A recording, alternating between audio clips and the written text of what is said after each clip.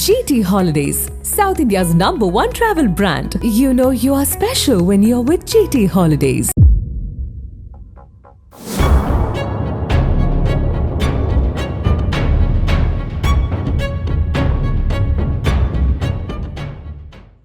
கன்னியாகுமரி மாவட்டம் நாகர்கோவிலில் மாவட்ட சிறைச்சாலை அமைந்துள்ளது.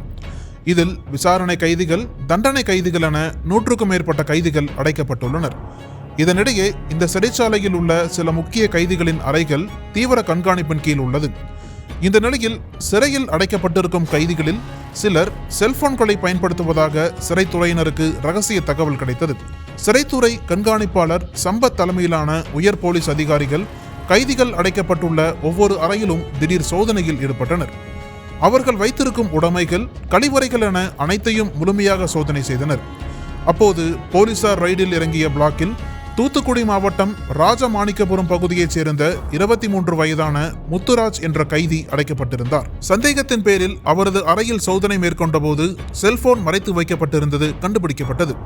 ஆனால் அந்த செல்போனில் சிம் கார்டு இல்லை. இது குறித்து முத்துராஜிடம் கேட்டபோது என்னிடம் சிம் கார்டு இல்லை என கூறியிருக்கிறார். செல்போனில் சிம் கார்டு இருந்தால் அதில் அழைப்பு வந்து காட்டி கொடுத்துவிடும் என்பதற்காக சிம் கார்டை கலற்றி எடுக்கப்பட்டிருந்ததை போலீசார் தெரிந்து கொண்டனர். இதனிடையே இச்சம்பவம் குறித்து சிறைத்துறை அதிகாரிகள் கொடுத்த புகாரின் அடிப்படையில் நேசமணி நகர் போலீசார் வழக்கு பதிவு செய்து முத்துராஜிடம் சிறையில் வந்து விசாரணை செய்து வருகின்றனர். சிறை கைதி முத்துராஜ் மறைத்து வைத்திருந்த செல்போனில் யாரை தொடர்பு கொண்டு பேசினார், ரவுடி கும்பல்களுடன் இணைப்பில் இருந்தாரா உள்ளிட்ட பல கோணங்களில் சைபர் கிரைம் போலீசார் உதவியுடன் விசாரணை நடைபெற்று வருகிறது. அதே நேரம் 100 கைதிகள் அடைக்கப்பட்டிருக்கும் சிறையில் வேறு யாரேனும் செல்போன்கள் பயன்படுத்துகிறார்களா என சோதனை நடைபெற்று வருகிறது. இதனால் நாகர்கோவிலில் உள்ள மாவட்ட சிறைச்சாலை பரபரப்பாக காணப்படுகிறது.